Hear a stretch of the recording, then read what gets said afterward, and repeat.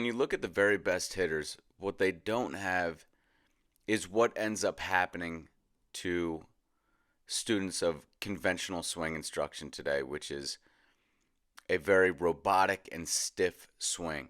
One thing that the great hitters are doing is they're just flowing. They're doing something, they have a certain feel that is simple for them. They're not thinking about many different things at once. This is why we should know that current swing instruction, when they have a laundry list of do's and don'ts in the swing, that we should just know that they're off track. And that's the conventional way. All the popular swing coaches out there that you see online, every single one of them has a long list of things that they say great hitters do. So what do they want hitters to do? Do they want them to think about 20 different things during a 1-second movement? So when I look at the landscape of swing instruction out there, the only other person that I see who has a theory of the swing is Richard Schenck. People are busting his balls left and right, but the thing is, I'm not seeing anyone else with any theory of the swing.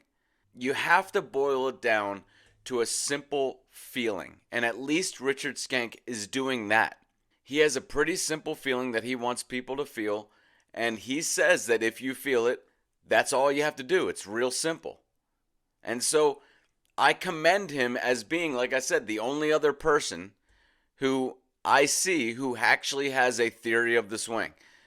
This is why a lot of these gurus are teaming up. Have you noticed that a lot of these guys are forming groups that they can kind of pick off each other's ideas? And that's all a lot of these guys have really been doing. That's all they've been doing is going and grabbing a little bit of this guy's theory and a little bit of this guy's, and before you know it, they have this hodgepodge of taped together, concepts from many different guys. Again, a difference in Richard Skank. He at least came up with his own theory. He's not grabbing a little bit from this guy. A lot of these gurus always say, I'm always learning, I'm always learning. Well, yeah, you're always picking the brain of someone else. You didn't actually sit down, look at the video, and iron it out yourself. Take swings, look at video. Take swings, look at video. At least Richard Skank did that. At least Richard Skank has a theory of the swing. I also commend Richard Skank because he notices this flattening action of the barrel as being a distinguishing pattern of the great hitters. That is a lot of homework, ladies and gentlemen. This man studied video. At least we're talking about things that actually matter. I see Richard Skank as really a movement in the right direction, quite a considerable move in the right direction for the whole of swing instruction, the swing instruction community, the people interested in improving their swing. It is a positive move, and that's more than I can say for pretty much any theory that I've seen come along since. In fact, I would argue that there really hasn't been a theory of the swing. There's been laundry lists of do's and don'ts that coaches have given us. There haven't really been, theories of the swing in the sense that they are just giving us a simple feeling. Like, what do we have to do? It's a 1-second movement. What do you want me to do? Don't give me 10, 20 different swing thoughts or checkpoints. That's not going to help me. Give me a simple feel. Richard Skank checks that box. He has delivered as far as that's concerned. Now, here's where we differ in interpreting this flattening action. His flattening action happens once you have started the fast portion of the swing. It's simultaneous. This is the hand pivot work that young man has to have. He's got to get that move, this move here, instant, sudden, all in, complete. I say that this is too late. I think that you should already be starting to flatten the barrel as you are heading into this slow portion of the swing. Let's take a look at some pound for pound greats and notice that their bat is flattening during this initial slow portion of the forward swing.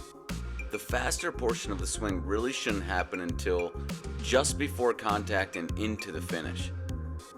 The slow movement precedes the faster movement. All you really need to do to get this move right is to allow the barrel to flatten using mostly your hands. It's not a forced movement. It's that since the kinetic chain has not moved its way up through your arms just yet, the hands are loose, and so gravity acts on the barrel and just drops it flat behind you.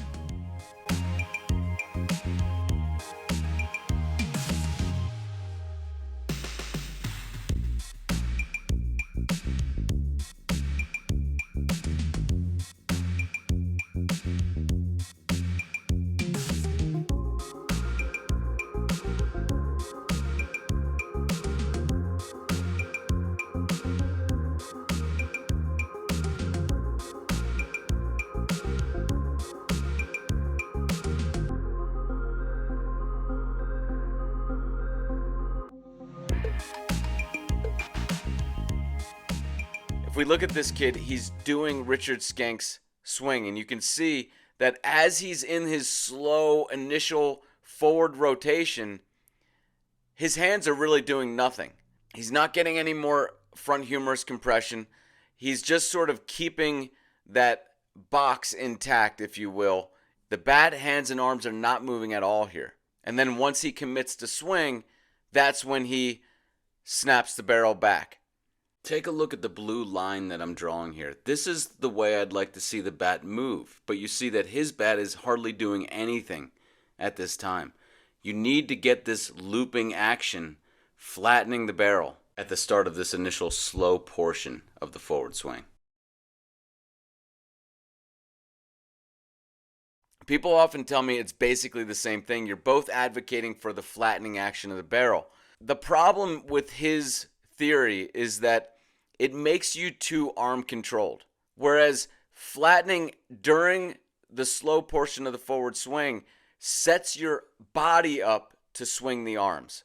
In his understanding, he's all about launch quickness. And so what he says is this is just getting the speed of the barrel up quickly. I think that there's a lot more to swing mechanics than just launch quickness. What this move actually does is it disables the back arm from overexerting at a crucial point in the swing. This is why we see scientific evidence of front arm dominant hitters having a higher likelihood of success. It's because they have a back arm that at this point in the swing is much less likely to overexert. And this gives them a huge advantage. The biggest advantage being that you can use your body then. If your arms overexert from the very start, instead of allowing the barrel to flatten out, then you have essentially put yourself on a track to have more of an arm-controlled swing. Whereas if you get this movement right, if you flatten the barrel, and that's all you really have to do is flatten the barrel as you start into the forward swing, then you have set yourself up to be more body-controlled in your swing. You'll see that if you do this action, your body wants to actually move in a different way. It actually says, okay, from this particular position, we can only deliver power in this way. And you're going to have more of a thrusting action into the hit. You're going to use much more of your body as you rotate into the hit. Your lower body actually has to do a little bit of a different move. It's more of a gathering move. You'll feel yourself sort of sink into the ground a little bit more and then extend and thrust your body into the hit as you rotate open. This flattening action, really just in your hands, that's really all it's in, is just in your hands. The hand just sort of does this movement back. And this hand does more of this movement, where it gets a little bit flatter.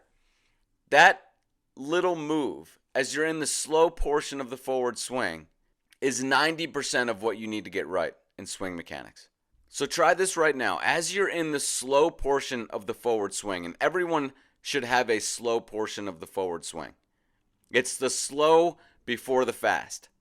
It's in every great swing, no matter what sport we're talking about. During this slow portion of the swing, have the barrel flatten. Do it just in your hands. Have the barrel flatten. And now turn this into a smooth action. At first, it might not be real smooth, but after a minute or so of feeling it, now turn it into a smooth action. I want you to exaggerate this flattening action during the slow portion of the swing. Exaggerate it, because it's going to have to feel like you're doing it a lot because you've spent so much time not doing it.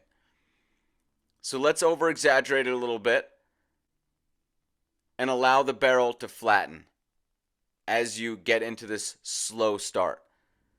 And then from there, do whatever you have to do to deliver the most possible force. This is the small change that you can do to have a drastically different swing. You know, the great hitters, they're doing something, they're feeling something that if you could just step into their swing, you'd say, oh, that's it. And the problem with conventional instruction is they focus on all these extraneous matters and movements that only confuse. They only tighten people's swings. They only make swings more robotic. Do this simple action.